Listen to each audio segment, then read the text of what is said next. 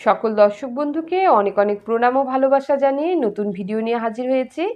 2025-এর এই বর্তমান সময়টা কিন্তু মীন রাশি এবং মেষ রাশির জন্য বিশেষ শুভ সময় নয়। যদিও এখন কুম্ভ রাশি 7.5 চলছে, তথাপি মীন রাশির জন্য সময়টা এর জন্যই খারাপ। মীন রাশিতে বর্তমানে শনি ও রাহু স্থাপিক দোষ সৃষ্টি করে বসে আছে, সঙ্গে চন্দ্র রয়েছে, যার জন্য গ্রহণ দোষও তৈরি হচ্ছে। ফলে কিন্তু এই সময় মীন রাশির জাতক জাতিকাদের মানসিক অস্থিরতা, শারীরিক অসুবিধা, শরীর স্বাস্থ্য নিয়ে দুশ্চিন্তা, রোগব্যাধি, কর্মচ্যুত বা কর্ম নিয়ে দুশ্চিন্তা, কর্মক্ষেত্রে নানা রকম সমস্যা এবং সেই সঙ্গে কিন্তু পারিবারিক সমস্যা, মানসিক অশান্তি, অর্থনৈতিক একটা সমস্যা কিন্তু চলবে।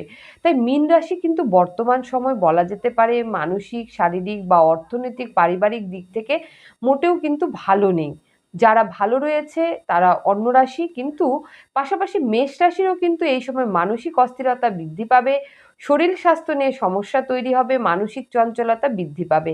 তাই মীন রাশি এবং মেষ রাশির কিন্তু বর্তমান মানসিক পরিস্থিতি ভীষণভাবেই দুর্বল। তাই মীন রাশি এবং মেষ রাশির জাতক জাতিকাদের এই সময় গ্রহ প্রতিকার বা প্রতিবিধানের কিন্তু প্রয়োজন রয়েছে।